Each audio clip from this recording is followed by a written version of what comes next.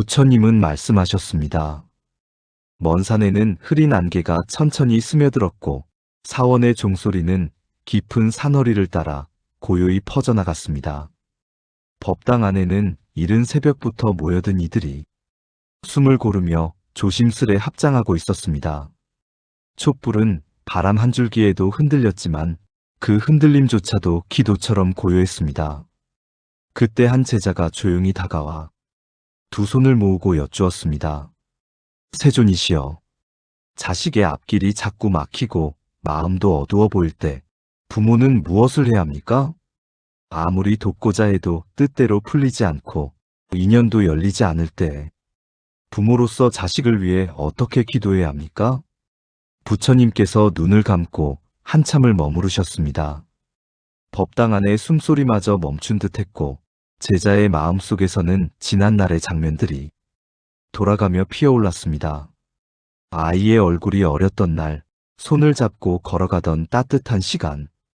그러나 어느 순간부터 대화는 짧아지고 문은 닫히고 서로의 말은 칼처럼 날이 서기 시작했습니다.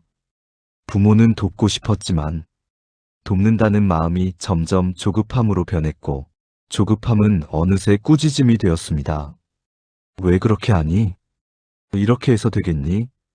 그 말들이 아이의 등을 더 굳게 만들었다는 걸 그제야 떠올리게 됩니다. 부처님은 제자의 흔들리는 기운을 읽으신 듯 바람보다 부드러운 목소리로 말씀하셨습니다. 자식의 운명은 부모의 마음과 깊이 이어져 있느니라. 부모의 기도는 자식의 삶을 밝히는 등불이 되고 막혀있는 인연의 흐름을 다시 이어주는 다리가 되느니라. 그러므로 부모는 먼저 자신의 마음을 닦아야 하며 자식의 고통을 자신의 고통처럼 품어 7가지 기도의 길을 걸어야 하느니라. 제자가 다시 고개를 숙였습니다. 세존이시여, 그 첫 번째 기도는 무엇입니까? 부처님께서 조용히 말씀하셨습니다. 첫째는 참회의 기도니라. 자식의 삶이 막혀 있다면 그 이유를 자식에게서만 찾지 말고 부모 스스로 자신의 허물을 돌아보아야 하느니라. 자식이 저지른 업이 아니라 부모가 지은 허물이 자식의 길을 막고 있을 수도 있느니라. 그 말이 떨어지자 제자의 가슴 속에서 무언가가 툭 하고 내려앉았습니다. 늘 자식이 원인이라 생각했던 마음이 그 순간 낯설게 느껴졌기 때문입니다. 부처님은 한 줌의 모래를 들어 손바닥 위에 올려두시듯 말씀을 이어가셨습니다. 부모는 자식을 사랑한다 말하지만 그 사랑 속에는 두려움이 섞이기 쉽다. 이대로 가면 큰일 난다는 두려움, 남들만큼은 해야 한다는 불안, 내가 실패한 부모가 되는 건 아닐까 하는 마음. 그 두려움이 자식을 위한다는 이름으로 자식의 숨통을 조이기도 하느니라. 제자는 침을 삼켰습니다. 자식이 힘들다 말할 때마다 자신은 해결부터 하려 했던 것을 떠올렸습니다. 그러니까 내가 말했지. 너는 왜 늘 이렇게. 그 말들이 결국 자식을 더 외롭게 만들었을지도 모른다는 생각이 등줄기를 타고 흘렀습니다. 부처님은 제자를 바라보며 말씀하셨습니다. 오랜 세월 쌓인 무명의 어리석음, 부모가 알게 모르게 품었던 탐욕과 분노와 조급함이 자식에게 그림자처럼 드리워졌을지 모른다. 그러므로 부모는 먼저 스스로의 과거를 살피고 알게 모르게 저질렀던 허물들을 참회해야 하느니라. 제자가 조심스럽게 물었습니다. 부처님, 참회의 기도는 어떻게 드려야 합니까? 부처님께서 말씀하셨습니다. 이와 같이 고하거라. 저는 자식에게 알게 모르게 상처를 주었고 탐욕과 분노로 자식의 마음을 어지럽혔습니다. 무명의 눈이 멀어 저지른 모든 허물을 부처님 전에 참회하오니 자비의 빛으로 저를 비추시어 저의 업장을 녹여주소서. 이 기도를 올릴 때는 가식 없이 진심으로 해야 하느니라. 눈물 한 방울도 거짓이 되어서는 아니 되고 한마디 말도 자식을 탓하는 마음이 섞여서는 아니 되느니라. 제자는 조용히 고개를 끄덕였지만 마음속에서는 또 다른 두려움이 올라왔습니다. 내가 잘못했음을 인정하면 나는 좋은 부모가 아니게 되는 건 아닐까? 부처님은 그 마음을 꿰뚫 듯 한마디를 더 하셨습니다. 참회는 자신을 깎아내리는 일이 아니니라. 참회는 사랑을 정화하는 일이니라. 자식을 위한 길은 내가 옳다는 마음이 아니라 내가 먼저 낮아지겠다는 마음에서 열린다. 부모가 먼저 낮아질 때 자식의 마음도 숨을 쉬기 시작하느니라. 제자가 다시 물었습니다. 부처님, 참회만으로 자식의 막힌 운이 풀릴 수 있겠습니까? 부처님께서 고요히 답하셨습니다. 참회는 시작일 뿐이나 매우 중요한 시작이니라. 마음의 문이 열려야 기도의 힘이 스며들고 기도의 정성이 쌓여야 인연이 움직이기 시작하느니라. 부모가 먼저 마음을 정화하고 자식을 탓하는 마음을 놓아버릴 때 자식의 운도 조용히 움직이기 시작할 것이니라. 제자는 그제야 자식에게 했던 말들이 떠올랐습니다. 사소한 한마디, 무심한 한숨, 끝내 듣지 못했던 신호들. 부처님은 제자의 마음이 무너지는 것을 탓하지 않으셨습니다. 오히려 조용히, 그러나 분명한 목소리로 참회의 길이 이어지려면 지켜야 할 5가지를 말씀하셨습니다. 첫째, 자식을 고치려 하지 말고 스스로를 고치려는 마음을 가질 것. 둘째, 자식의 아픔을 내 아픔처럼 여길 것. 셋째, 부처님의 가르침을 의심하지 않고 믿을 것. 넷째, 하루에 3번 꾸준히 참회의 기도를 올릴 것. 다섯째, 기도했다고 자만하지 않고 겸손히 모든 공덕을 내려놓을 것.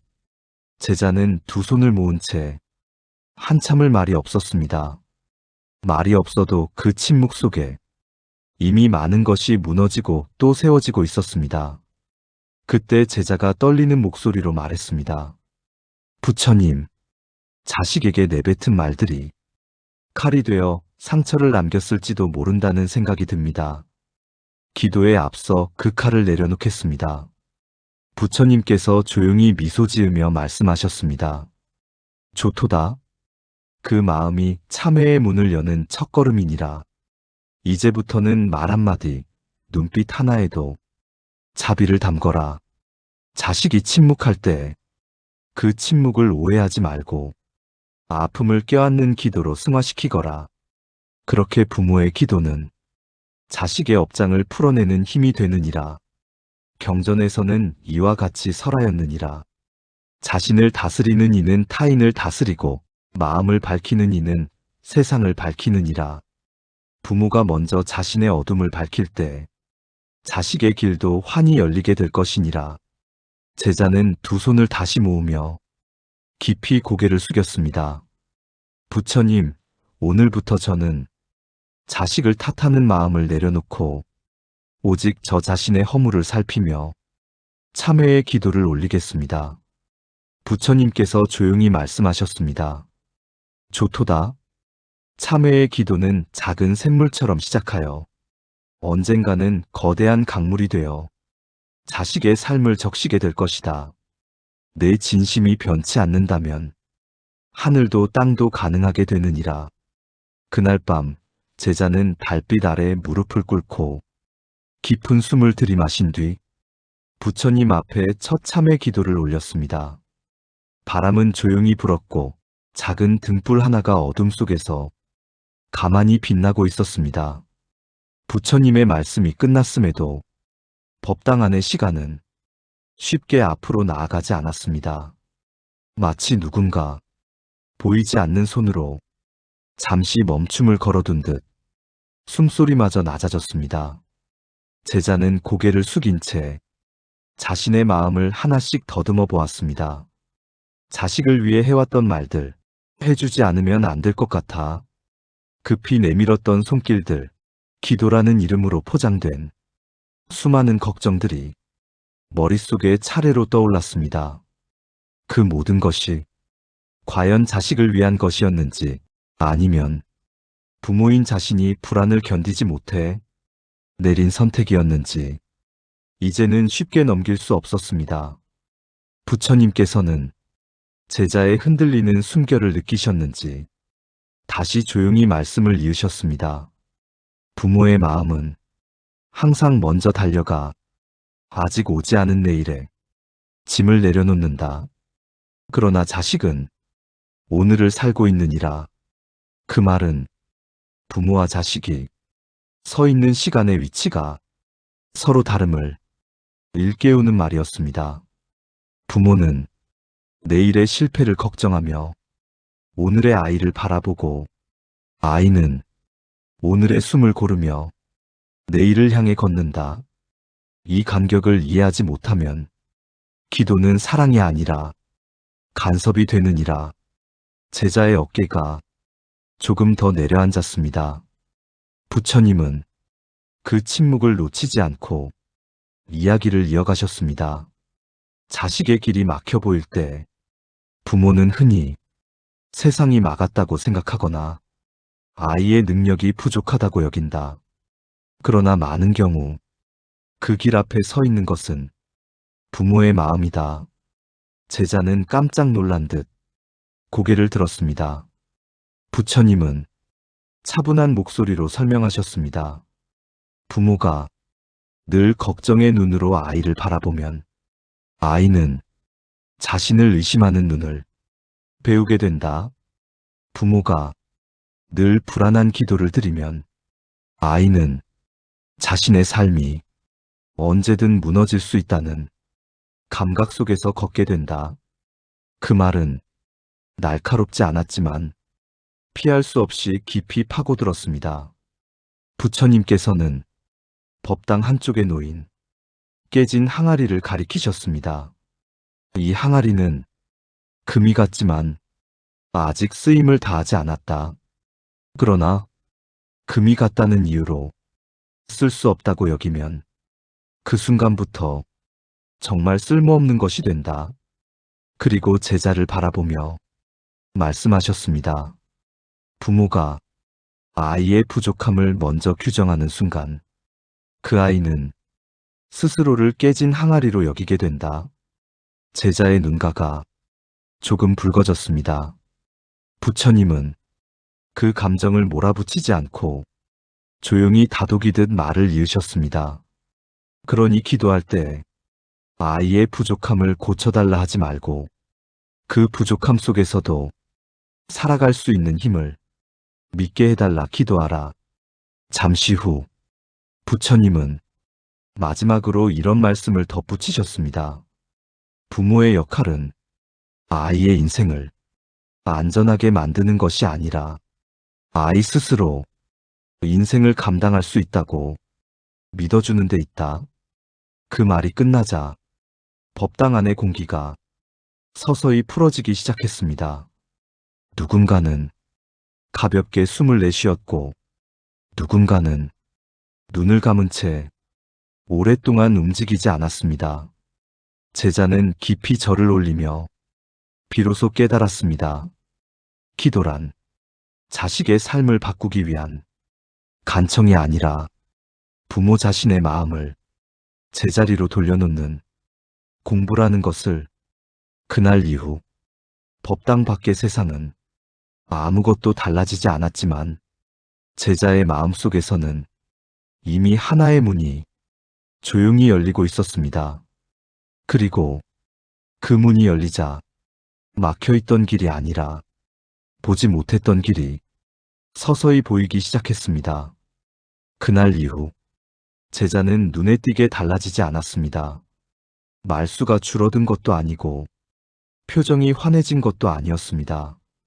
다만 아주 사소한 변화 하나가 조용히 시작되고 있었습니다. 자식을 떠올릴 때 가슴이 먼저 조여오지 않았다는 것. 이전에는 아이의 이름만 떠올려도 아직 오지 않은 실패와 끝내 도착하지 못할 것 같은 미래가 한꺼번에 밀려왔지만 이제는 그저 지금 살아있는 모습이 먼저 떠올랐습니다. 제자는 그 변화가 중요하다는 사실조차 처음에는 알아차리지 못했습니다. 부처님께서는 그 미세한 변화를 이미 보고 계셨습니다. 며칠 뒤 제자는 다시 법당을 찾았습니다. 이번에는 질문을 준비하지 않았습니다. 그저 말없이 앉아 마음을 가라앉히고 싶었을 뿐입니다. 부처님께서는 제자가 자리에 앉자 아무 말도 하지 않으셨습니다. 침묵은 길었고 시간은 느리게 흘렀습니다. 그 침묵 속에서 제자는 깨닫기 시작했습니다. 부모의 마음이 바뀐다는 것은 무언가를 새로 더하는 일이 아니라 그동안 너무 많이 쥐고 있었던 것을 조금 내려놓는 일이라는 것을 부처님께서 침묵을 깨고 말씀하셨습니다. 인연이 움직이기 시작할 때 눈에 띄는 변화는 먼저 오지 않는다. 제자는 고개를 들었습니다. 사람들은 인연이 열리면 곧바로 길이 생기고 문이 열리고 형편이 나아질 것이라 생각한다. 그러나 진짜 변화는 아무 일도 일어나지 않는 듯한 시간 속에서 시작되느니라. 부처님은 바닥에 떨어진 먼지를 손으로 살짝 털어내며 이야기를 이어가셨습니다. 먼지가 쌓일 때는 소리가 나지 않는다. 쌓여있는 동안에도 사람들은 알아차리지 못한다. 그러나 어느 순간 숨이 막히고 시야가 흐려진다. 그리고 부처님은 제자를 바라보며 말씀하셨습니다. 부모의 불안도 이와 같아 하루 이틀의 아이를 막지 않는다.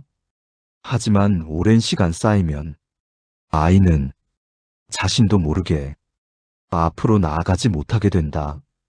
제자는 조용히 숨을 들이쉬었습니다. 부처님께서는 이번에는 다른 이야기를 꺼내셨습니다. 자식의 길이 풀리기 시작할 때 가장 먼저 나타나는 징조는 상황의 변화가 아니라 부모의 시선이 달라지는 것이다. 부모가 아이의 말 한마디를 평가하지 않고 아이의 선택을 즉시 고치려 들지 않으며 아이의 속도를 기다릴 수 있게 될 때, 그때부터 길은 서서히 숨을 쉬기 시작한다. 제자는 자신의 지난 행동들이 하나씩 떠올랐습니다. 조언이라는 이름으로 미리 방향을 정해주었던 말들, 걱정이라는 이유로 아이의 선택을 되돌리려 했던 순간들, 기도라는 이름으로 사실은 결과를 재촉했던 마음들. 부처님은 제자의 표정을 읽고 이렇게 말씀하셨습니다. 부모가 바뀌었다고 해서 자식이 곧바로 달라지지는 않는다. 그러나 부모가 멈추면 자식은 비로소 스스로 움직일 공간을 얻게 된다.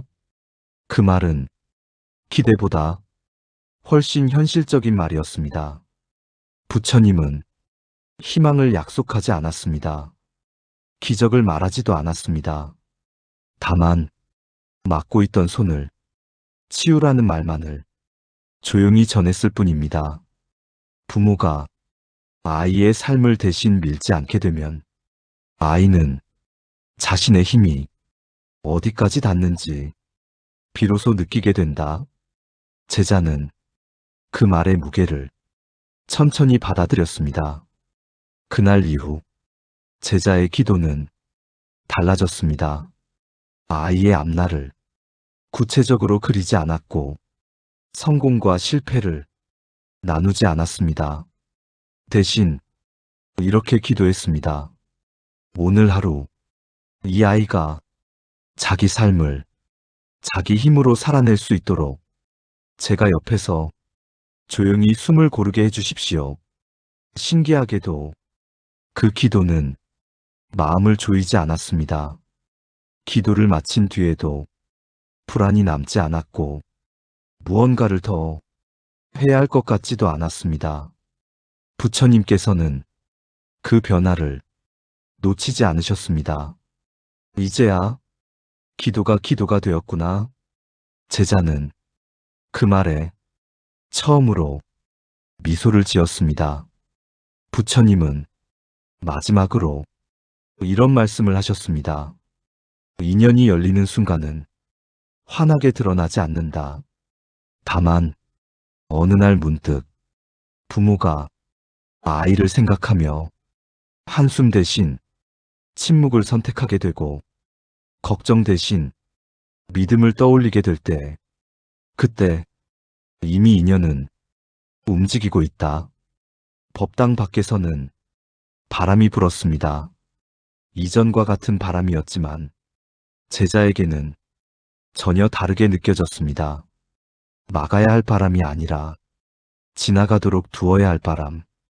그날 이후 아이의 삶에 극적인 변화는 없었습니다. 그러나 부모의 마음이 비켜서자 아이의 하루는 조금 더 넓어졌고 숨은 조금 더 깊어졌습니다.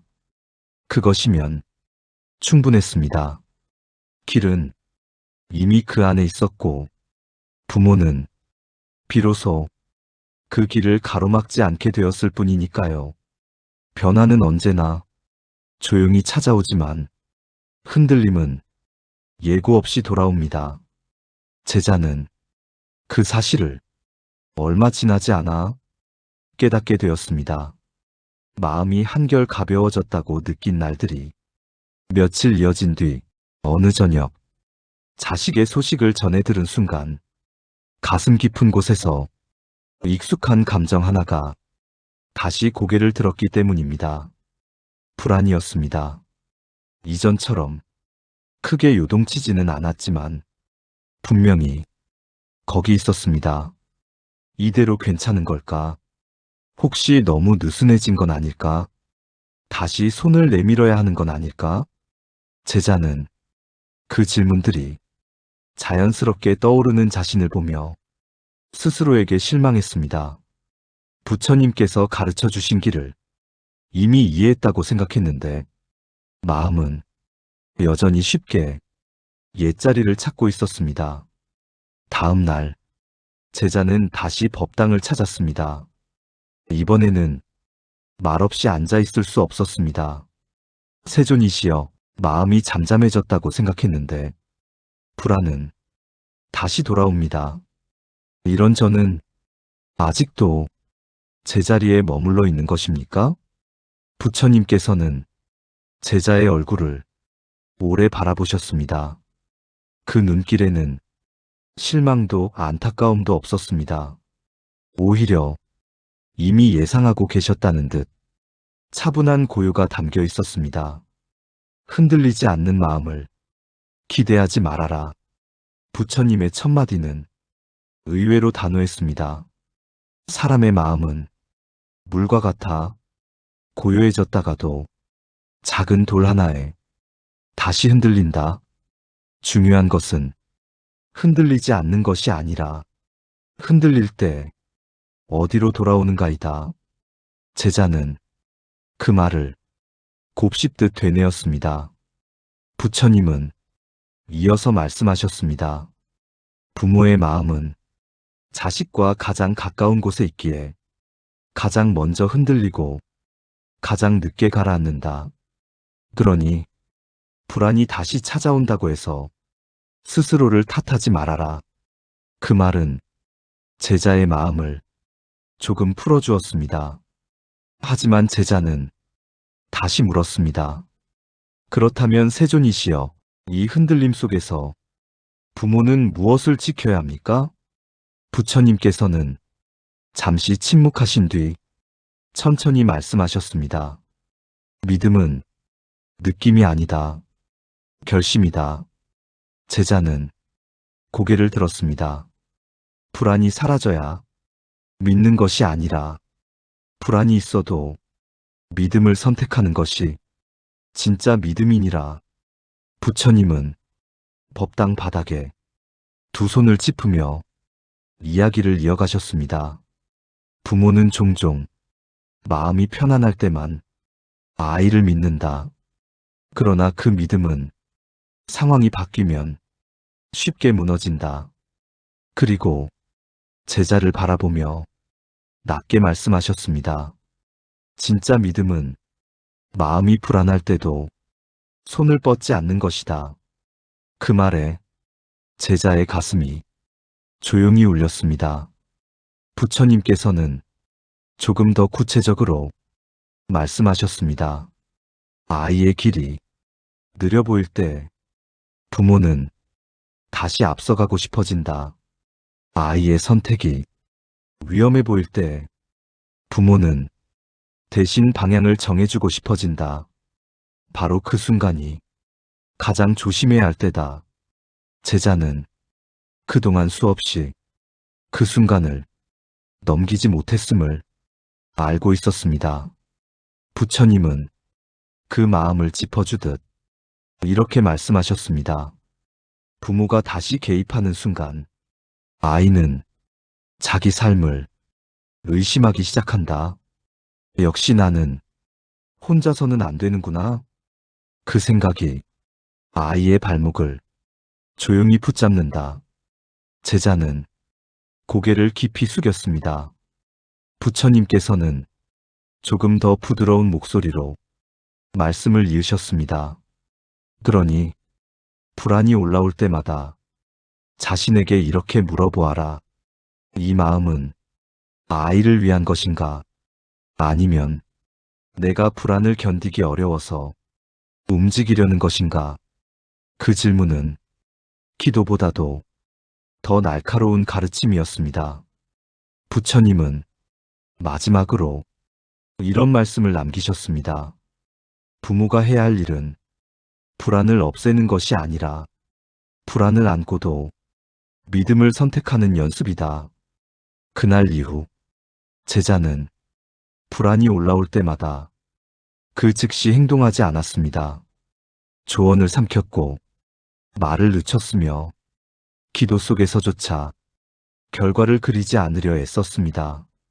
그 과정은 생각보다 쉽지 않았습니다. 마음은 자꾸 옛 습관으로 돌아가려 했습니다. 그러나 제자는 이제 알았습니다. 이 싸움은 자식과의 싸움이 아니라 자기 마음과의 싸움이라는 것을. 부처님께서는 그 모습을 멀리서 지켜보며 말씀하셨습니다. 부모가 흔들리면서도 다시 제자리로 돌아올 수 있다면 그것으로 충분하다. 그 말은 완벽해지라는 요구가 아니라 계속 돌아오라는 허락처럼 들렸습니다. 그날 법당을 나서며 제자는 하늘을 올려다보았습니다. 구름은 여전히 흘렀고 바람은 여전히 불었지만 이제는 그 모든 것이 막아야 할 것이 아니라 지나가게 두어야 할 것임을 조금은 알 것 같았습니다. 흔들림은 앞으로도 수없이 찾아올 것입니다. 그러나 부모의 마음이 그때마다 다시 비켜 설 수 있다면 아이의 길은 조용히 자기 속도로 열려갈 것입니다. 그 믿음 하나를 지키는 것, 그것이 부모에게 주어진 가장 어려운 수행이었습니다. 사람은 어느 정도까지는 내려놓을 수 있습니다. 조급함을 내려놓고 비교를 내려놓고 결과를 앞당기려는 마음까지도 조심스럽게 내려놓을 수 있습니다. 그러나 끝까지 남는 것이 하나 있습니다. 그것은 내가 없으면 안 될 것 같다는 마음입니다. 제자는 그 마음이 가장 늦게 모습을 드러낸다는 것을 부처님의 곁에서 서서히 알아차리게 되었습니다. 자식의 삶에 조금씩 여백이 생기고 숨이 고르게 이어지는 것을 보면서도 마음 한편에서는 이런 생각이 남아 있었기 때문입니다. 그래도 내가 곁에 있어야 하지 않을까? 혹시 완전히 손을 놓으면 아이를 버리는 것이 되지 않을까? 부처님은 말씀하셨습니다. 그 질문은 사랑처럼 보였지만 사실은 부모 자신이 자기 자리를 놓지 못하는 마음이었습니다. 어느 날 제자는 그 생각을 품은 채 다시 부처님 앞에 앉았습니다. 이번에는 기도도 질문도 쉽게 나오지 않았습니다. 부처님께서는 그 침묵을 오래 지켜보시다가 조용히 말씀하셨습니다. 이제 마지막 하나가 남아있구나. 제자는 고개를 들지 못한 채 낮게 여쭈었습니다. 세존이시여, 부모는 어디까지 내려놓아야 합니까? 부처님께서는 곧바로 답하지 않으셨습니다. 대신 법당 밖을 가리키며 이야기를 꺼내셨습니다. 강은 끝없이 흐르지만 자기 물길을 붙잡고 있지 않는다. 흘러가되 어디로 가는지 스스로 결정하지 않는다. 제자는 그 말을 들으며 조금씩 숨을 고르게 되었습니다. 부처님은 이어서 말씀하셨습니다. 부모가 끝내 내려놓아야 할 것은 아이의 인생이 아니라 아이의 인생에 계속 남아있으려는 자기 자리다. 그 말은 제자의 가슴 깊은 곳을 조용히 건드렸습니다.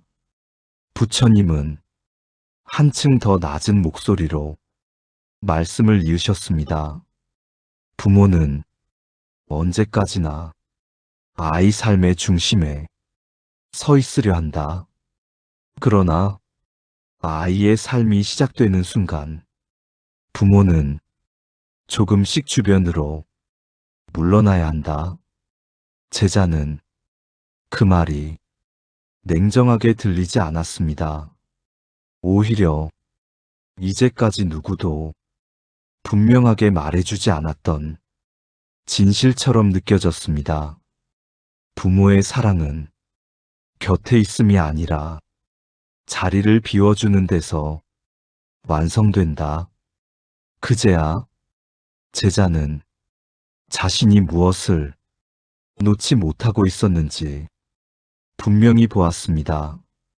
자식을 위한다는 이유로 끝내 놓지 못했던 것은 아이의 미래가 아니라 부모로서의 역할, 부모로서의 필요함, 부모로서의 존재감이었습니다.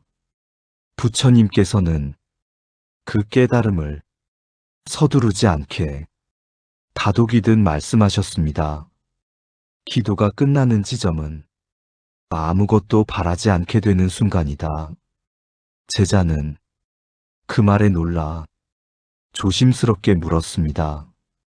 그렇다면 기도는 언제 멈춰야 합니까? 부처님은 미소를 지으셨습니다. 기도는 멈추는 것이 아니라 형태가 바뀐다. 그리고 이렇게 덧붙이셨습니다. 처음에 기도는 아이를 바꾸려는 기도였고, 그 다음에 기도는 자신을 다스리는 기도였으며, 마지막의 기도는 아무 말도 하지 않는 신뢰다. 그 순간 제자의 마음속에서 긴 문장 하나가 조용히 끝났습니다. 기도로 붙잡고 말로 다독이고 마음으로 간섭하던 시간들이 하나의 흐름을 마치고 서서히 물러났습니다. 그날 이후 제자는 기도를 줄이지 않았습니다. 다만 기도 속에서 이름을 부르지 않았고 상황을 떠올리지 않았으며 결과를 그리지 않았습니다. 그저 숨처럼 고요히 앉아 아이의 삶이 이미 자기 길 위에 있음을 의심하지 않으려 했을 뿐입니다. 부처님께서는 그 모습을 보며 조용히 말씀하셨습니다. 이제 그 아이의 인생은 아이의 것이다. 그 말은 이별이 아니라 완성처럼 들렸습니다. 부모가 할 수 있는 모든 수행을 마친 뒤 마침내 물러날 수 있게 된 자리, 그 자리에서 부모의 사랑은 더 이상 불안도, 집착도, 기도의 말도 필요 없었습니다. 그저 조용한 신뢰로 남아있을 뿐이었습니다. 그리고 그 신뢰가 자리 잡은 곳에서 아이의 길은 비로소 부모의 그림자 없이 자기 빛으로 이어지기 시작했습니다. 부모가 물러난 자리는 처음에는 텅 빈 것처럼 느껴집니다. 기도하던 시간도, 마음을 졸이던 밤도, 무언가를 붙잡고 있던 손도 한꺼번에 사라지면 마음은 잠시 갈 곳을 잃습니다. 제자 역시 그랬습니다. 아이의 삶을 완전히 아이에게 돌려준 뒤 처음 맞이한 며칠은 이상할 만큼 고요했습니다. 기대도 없고 불안도 없었지만 그만큼 해야 할 일도 없는 듯한 낯선 공백이 마음 한가운데 남아 있었습니다. 그 공백이 불안으로 변하려 할 때마다 제자는 부처님의 말을 떠올렸습니다. 자리를 비운다는 것은 사라지는 것이 아니라 머무르는 방식을 바꾸는 일이다. 그래서 제자는 다시 법당을 찾았습니다. 이번에는 무언가를 묻기 위해서가 아니라 그 공백을 그대로 견디기 위해서였습니다. 부처님께서는 제자의 얼굴을 보시고 아무 말도 하지 않으셨습니다. 그 침묵 속에서 제자는 깨달았습니다. 부모가 물러난 뒤의 시간은 무언가가 잘못된 시간이 아니라 이제야 제자리가 생긴 시간이라는 것을 부처님께서 한참 뒤 조용히 입을 여셨습니다. 사람들은 부모가 내려놓으면 아이의 삶에 곧바로 변화가 생길 것이라 생각한다. 그러나 가장 먼저 변하는 것은 아이의 삶이 아니라 아이의 숨이다. 제자는 그 말의 뜻을 처음에는 이해하지 못했습니다. 부처님은 차분히 설명하셨습니다. 부모의 기대와 불안 속에서 아이는 늘 숨을 참듯 살아간다. 잘해야 하고 실수하면 안 되고 부모의 얼굴을 살펴야 하기 때문이다. 부처님은 잠시 말을 멈추고 제자를 바라보셨습니다. 부모가 완전히 물러나면 아이는 처음으로 숨을 깊게 쉰다. 그 변화는 눈에 띄지 않습니다. 성적이 오르지도, 형편이 나아지지도, 갑자기 길이 열리지도 않습니다. 다만 아이의 하루가 조금 덜 긴장되고 조금 덜 조급해질 뿐입니다. 부처님은 이렇게 말씀하셨습니다. 그러나 인연은 바로 그 틈에서 움직이기 시작한다. 제자는 그 말을 들으며 자식의 얼굴을 떠올렸습니다. 요즘 들어 말수가 조금 늘었고 결정을 내릴 때 눈을 피하지 않으며 실패에 대해 예전만큼 두려워하지 않던 모습, 그것들이 대수롭지 않은 변화라 여겼던 자신이 부끄러워졌습니다. 부처님은 제자의 생각을 읽은 듯 이야기를 이으셨습니다. 인연이 열릴 때 사람들은 문이 열리는 소리를 기다린다. 그러나 실제로는 문이 열렸다는 사실을 한참 뒤에야 알아차린다. 그 말은 오래 마음에 남았습니다. 부처님은 조금 더 구체적으로 말씀하셨습니다. 부모가 물러나면 아이는 선택을 시작한다. 비록 그 선택이 서툴고 때로는 틀리더라도 그 선택은 아이의 것이 된다. 그 순간 아이의 삶에는 책임이 생깁니다. 그리고 그 책임은 아이를 무겁게 누르기보다 오히려 자기 삶을 끌어당기는 힘이 됩니다. 부처님은 이렇게 덧붙이셨습니다. 사람은 자기 선택의 결과를 스스로 감당할 때 비로소 길을 만든다. 제자는 그제야 인연이 왜 그동안 막혀 있었는지 이해하기 시작했습니다. 아이의 길이 막혀 있었던 것이 아니라 아이의 선택이 늘 부모의 마음에 가로막혀 있었던 것입니다. 부처님은 마지막으로 이런 말씀을 남기셨습니다. 부모가 물러나야 아이의 삶에 공간이 생긴다. 그리고 인연은 항상 그 공간을 찾아온다. 그날 이후 제자는 아이의 소식을 예전처럼 조급히 기다리지 않았습니다. 잘 되었다는 말에도 크게 흔들리지 않았고 어려움이 있다는 말에도 곧바로 나서지 않았습니다. 다만 그 아이가 자기 삶을 살고 있다는 사실만을 조용히 믿었습니다. 놀랍게도 그 믿음은 허공에 흩어지지 않았습니다. 어느 날 아이는 아무렇지 않게 자신의 선택을 이야기했고 그 선택에 대한 책임까지도 스스로 말했습니다. 그 순간 제자는 알았습니다. 이것이 바로 부처님께서 말씀하신 조용히 열리는 인연이라는 것을. 문은 소리 없이 열렸고 길은 선언 없이 이어졌으며 변화는 자랑하지 않았습니다.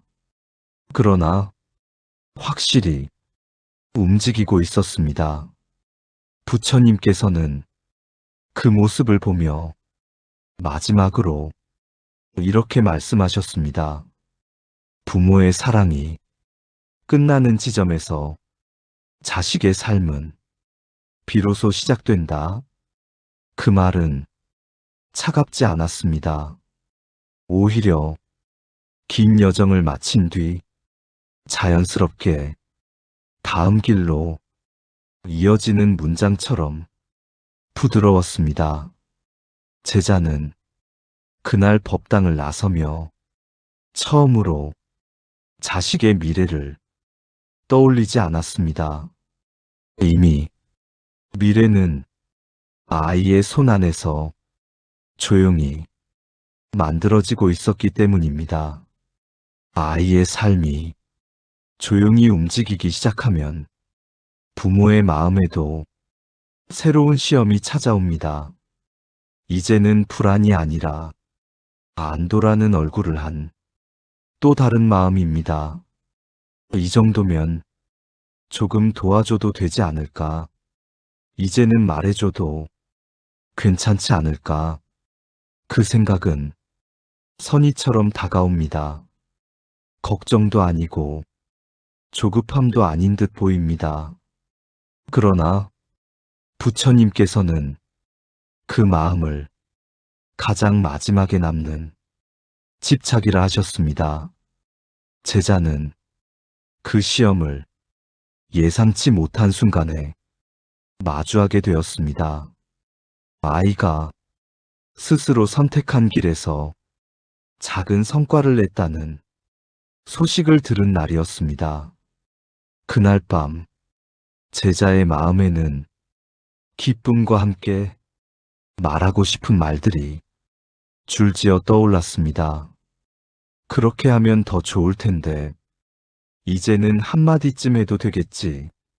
제자는 그 생각이 다시 아이의 삶으로 발을 들여놓으려는 신호라는 것을 느낄 수 있었습니다.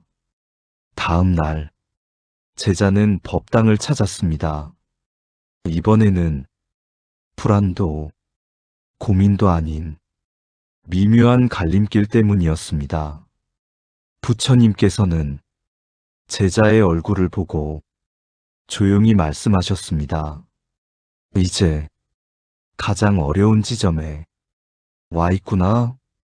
제자는 낮은 목소리로 여쭈었습니다. 세존이시여, 아이의 삶이 조금씩 풀려가는 것을 보니 말해주고 싶어집니다. 이 마음도 놓아야 합니까? 부처님께서는 잠시 침묵하신 뒤 이렇게 말씀하셨습니다. 도움과 개입은 겉으로는 아주 비슷해 보이지만 뿌리는 다르다. 제자는 그 말의 뜻을 기다리듯 고개를 숙였습니다. 도움은 아이가 요청할 때 비로소 생기고, 개입은 부모가 견디지 못할 때 먼저 나타난다. 그 말은 제자의 가슴을 조용히 파고들었습니다. 부처님은 이어서 말씀하셨습니다. 부모는 아이의 성장을 보면 자신의 역할이 다시 필요해졌다고 착각한다. 그리고 한층 더 낮은 목소리로 덧붙이셨습니다. 그러나 그때야말로 가장 깊이 물러나야 할 순간이다.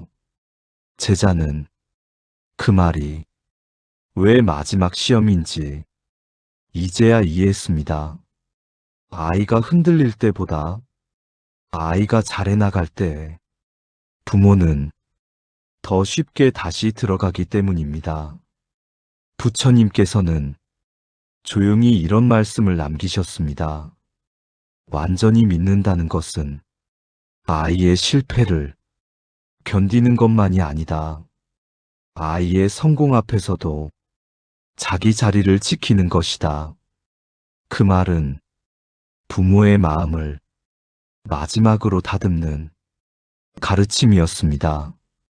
그날 이후 제자는 아이의 이야기를 끝까지 듣는 연습을 했습니다.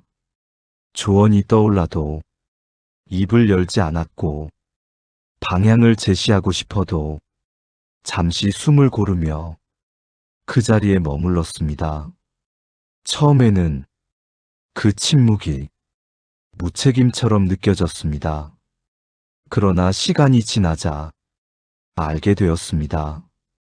그 침묵 속에서 아이는 스스로 생각했고, 스스로 결정했으며, 스스로 책임지는 법을 배워가고 있었습니다. 부처님께서는 그 모습을 보며 이렇게 말씀하셨습니다. 부모가 할 수 있는 가장 큰 가르침은 말하지 않는 것이다. 그 말은 침묵을 강요하는 말이 아니라 신뢰를 증명하는 말이었습니다. 부모가 끝내 자기 자리를 지킬 수 있을 때 아이의 삶은 부모의 그림자 없이 온전히 자기 것이 됩니다. 제자는 이제 알았습니다. 사랑은 곁에 서 있는 것이 아니라 한 걸음 물러나 지켜보는 용기라는 것을, 그리고 그 용기는 하루 이틀에 완성되지 않고 매번 선택해야 하는 조용한 결심이라는 것을 그날 법당을 나서며 제자는 아이의 내일을 그리지 않았습니다. 대신 아이의 오늘이 이미 자기 자리에서 살아가고 있음을 조용히 믿었습니다. 그 믿음이 부모가 할 수 있는 마지막 기도였기 때문입니다. 어느 순간부터 제자는 아이의 하루를 자세히 묻지 않게 되었습니다. 무슨 생각을 하는지, 어디로 가는지, 무엇을 선택했는지를 하나하나 알고 싶지 않아서가 아니라 이제는 알지 않아도 된다는 마음이 먼저 자리를 잡았기 때문입니다. 이전에는 모른다는 것이 불안이었지만 이제는 모르기에 믿을 수 있었습니다.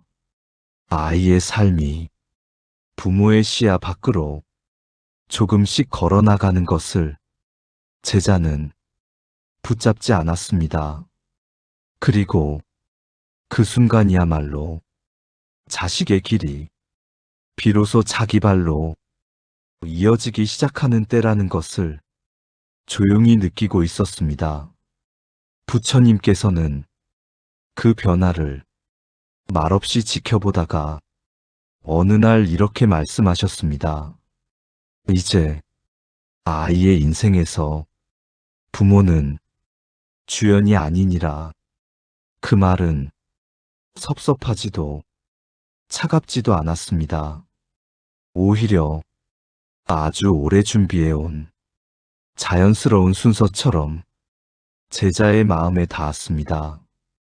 부모는 처음에는 길을 비추고 그 다음에는 곁을 지키며 마지막에는 시선마저 거두어야 한다. 제자는 그 말을 들으며 처음 아이를 품에 안았던 날을 떠올렸습니다. 아무것도 할 수 없던 작은 생명, 숨 하나에도 온 마음을 쏟아야 했던 시간. 그때부터 부모의 역할은 점점 달라져 왔습니다. 안아주던 손은 잡아주던 손이 되었고, 잡아주던 손은 밀어주던 손이 되었으며, 이제는 놓아주는 손이 되었습니다. 부처님은 그 흐름을 이렇게 정리하셨습니다. 놓아준다는 것은 외면하는 것이 아니라 존중하는 것이다. 제자는 그제야 자식의 삶이 부모의 소유가 아니라 하나의 독립된 세계라는 사실을 완전히 받아들이게 되었습니다.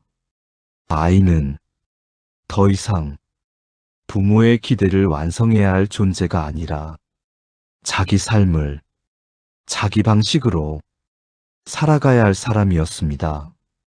그날 이후 제자는 아이의 선택 앞에서 마음을 시험받는 순간이 점점 줄어들었습니다. 잘못된 것처럼 보이는 선택 앞에서도 한 박자 늦게 숨을 고르고 바로 말하지 않는 자신을 발견하게 되었습니다. 그 침묵은 무관심이 아니었고 포기가 아니었습니다. 오히려 가장 적극적인 신뢰였습니다. 부처님께서는 그 모습을 보며 이렇게 말씀하셨습니다. 아이에게 가장 큰 자유는 부모의 허락이 아니라 부모의 간섭이 사라진 자리다. 제자는 그 말이 왜 이토록 무거운지 이제는 알 것 같았습니다. 부모가 중심에서 물러날수록 아이의 삶은 자기 무게를 되찾았습니다. 선택이 가벼워지지 않았고 책임이 줄어들지도 않았지만 그 모든 것이 아이 자신의 것이 되었기에 삶은 이전보다 훨씬 단단해졌습니다. 어느 날 아이는 자신의 결정에 대해 짧게 이야기했습니다. 설명도 길지 않았고 확신도 과장되지 않았지만 그 말 속에는 스스로 감당할 준비가 담겨 있었습니다. 제자는 그 말을 들으며 아무 조언도 하지 않았습니다. 다만 고개를 끄덕이며 이렇게 말했을 뿐입니다. 그 선택이 너의 것이라면 그걸로 충분하다. 그 한마디는 오랜 세월 이어진 부모의 역할이 완전히 다른 자리로 옮겨졌음을 알리는 말이었습니다. 부처님께서는 그 순간을 놓치지 않으셨습니다. 이제 그 아이는 자기 삶의 주인이 되었구나. 제자는 그 말에 기쁨보다 잔잔한 안도를 느꼈습니다. 잘 되었다는 안도가 아니라 제자리에 왔다는 안도였습니다. 자식의 길은 더 이상 부모의 기도에 매달려 있지 않았고 부모의 불안에 가려 있지도 않았습니다. 그 길은 아이의 발걸음 아래에서 조용히 이어지고 있었습니다. 부처님은 말씀하셨습니다. 부모가 할 일은 이제 거의 남아있지 않았습니다. 다만 그 길을 자기 그림자로 덮지 않는 것, 그것 하나뿐이었습니다. 그날 법당을 나서며 제자는 하늘을 올려다보았습니다. 아이의 앞날을 떠올리지 않았고 결과를 그리지도 않았습니다. 그저 아이의 삶이 이미 스스로 걷고 있다는 사실만으로 마음이 고요해졌습니다. 그 고요 속에서 제자는 처음으로 부모로서의 자신이 아니라 한 사람으로서의 자신을 조용히 마주하게 되었습니다. 그리고 그 만남은 다음 이야기를 자연스럽게 부르고 있었습니다. 자식의 삶이 완전히 자식의 것이 되었을 때 부모에게는 의외의 시간이 찾아옵니다. 바로 아무도 차지하지 않은 시간입니다. 그동안 아이의 안부를 생각하며 채워졌던 시간, 기도와 걱정으로 이어졌던 마음의 자리가 문득 비어 있음을 제자는 느끼게 되었습니다. 처음에는 그 공백이 편안하지 않았습니다. 해야 할 일이 없는 듯 했고 붙잡고 있던 무게가 사라지자 자신이 어디에 서 있는지 알 수 없게 되었기 때문입니다. 제자는 그 공허함을 부처님께 털어놓았습니다. 세존이시여, 아이를 내려놓고 나니 마음이 고요해졌지만 한편으로는 허전함이 남습니다. 이 시간은 무엇으로 채워야 합니까? 부처님께서는 잠시 제자를 바라보다가 이렇게 말씀하셨습니다. 채우려 하지 말아라. 제자는 그 말이 뜻밖이었습니다. 부모는 자식의 삶이 차지하던 자리를 곧바로 다른 의미로 메우려 한다. 그러나 그 자리는 먼저 비어 있어야 한다. 부처님은 조용히 말을 이으셨습니다. 그 비어 있음 속에서 부모는 처음으로 자기 자신을 만난다. 제자는 그 말을 들으며 그동안 얼마나 오래 부모라는 역할에만 머물러 있었는지 깨닫게 되었습니다. 아이의 문제를 자신의 문제로, 아이의 불안을 자신의 불안으로 받아 안으며 정작 자기 삶을 돌아볼 틈은 거의 없었습니다. 부처님께서는 그 마음을 헤아리듯 부드럽게 말씀하셨습니다. 부모도 한 사람의 인생을 살고 있느니라. 그 말은 위로처럼 들렸지만 동시에 책임처럼 다가왔습니다. 제자는 그날 이후 자식의 삶이 아닌 자신의 하루를 다시 바라보기 시작했습니다. 아침에 눈을 뜨는 순간 누구를 위해 무엇을 걱정해야 하는지 정하지 않아도 되는 날들. 처음에는 그 자유가 낯설었지만 조금씩 숨이 길어졌습니다. 부처님께서는 그 변화를 보며 이렇게 말씀하셨습니다. 기도는 대상을 잃을 때 비로소 넓어진다. 제자는 그 말의 뜻을 서서히 이해하게 되었습니다. 이전의 기도는 항상 누군가를 향해 있었고 어떤 상황을 바꾸기 위한 간절함이 담겨 있었습니다. 그러나 이제는 기도가 특정한 이름을 부르지 않아도 마음 깊은 곳에서 자연스럽게 흘러나왔습니다. 오늘 하루를 고요히 살아낼 수 있기를, 흔들리더라도 다시 돌아올 수 있기를. 그 기도는 자식을 위한 것도 타인을 위한 것도 아니었지만 이상하게도 삶 전체를 따뜻하게 감싸주고 있었습니다. 부처님께서는 그 기도를 이렇게 설명하셨습니다.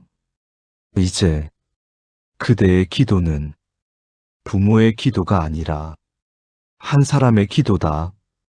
그 말은 부모의 역할이 끝났다는 뜻이 아니라 부모라는 이름 뒤에 가려졌던 한 사람의 삶이 다시 시작되었음을 알려주는 말이었습니다. 제자는 그제야 자식을 내려놓는 일이 상실이 아니라 확장이었음을 깨닫게 되었습니다. 자식의 삶을 붙잡고 있을 때는 보지 못했던 세계, 듣지 못했던 자신의 목소리가 조금씩 되돌아오기 시작했습니다. 부처님께서는 마지막으로 이런 말씀을 남기셨습니다. 부모가 자기 삶을 살아갈 때 자식도 자기 삶을 가볍게 짊어질 수 있다. 그 말은 이야기의 끝이 아니라 다음 장을 여는 조용한 문장이었습니다. 제자는 이제 알았습니다. 자식의 인연이 풀리는 순간은 부모가 자기 인생을 다시 걷기 시작하는 순간과 맞닿아 있다는 것을, 그리고 그 깨달음은 마지막 이야기로 자연스럽게 이어지고 있었습니다. 부처님께서는 마지막 날 아무도 묻지 않았는데 조용히 이야기를 시작하셨습니다. 마치 이제는 말해도 될 때가 되었다는 듯이 말입니다. 사람들은 인연이 멀어지는 이유를 운명이나 시기에서 찾지만 실은 붙잡는 마음에서 멀어지느니라. 법당안은 그 어느 때보다 고요했습니다. 이제는 질문을 품고 온 사람도 없었고 해답을 재촉하는 마음도 없었습니다. 모두가 이미 자기 안에서 무언가를 알아버린 뒤였기 때문입니다. 부처님은 천천히 말을 이으셨습니다. 부모는 자식을 사랑하기에 붙잡고 싶어 한다. 그러나 사랑은 붙잡는 힘이 아니라 놓을 수 있는 힘이다. 제자는 그 말을 들으며 지나온 모든 시간을 한 번에 떠올렸습니다. 불안으로 시작된 기도, 조급함으로 흔들리던 마음, 믿음을 배우기까지의 수많은 침묵과 망설임, 그리고 마침내 자리를 비워낼 수 있었던 그 고요한 순간들까지. 부처님은 그 모든 흐름을 한 문장으로 정리하셨습니다. 인연은 만들어지는 것이 아니라 흐르도록 허락되는 것이다. 제자는 그제야 왜 그렇게 애써도 길이 막혀 보였는지 분명히 알게 되었습니다. 길이 없었던 것이 아니라 길 위에 부모의 마음이 서 있었던 것입니다. 부처님께서는 마지막으로 이런 말씀을 남기셨습니다. 부모가 물러날수록 자식의 삶은 앞으로 나아간다. 부모가 조용해질수록 자식의 인연은 또렷해진다. 그 말은 가르침이면서도 위로였고 위로이면서도 작별이었습니다. 제자는 이제 더 묻지 않았습니다. 기도를 어떻게 해야 하는지도 언제 인연이 열리는지도 묻지 않았습니다. 이미 기도는 말이 아니었고 인연은 결과가 아니라 과정임을 알게 되었기 때문입니다.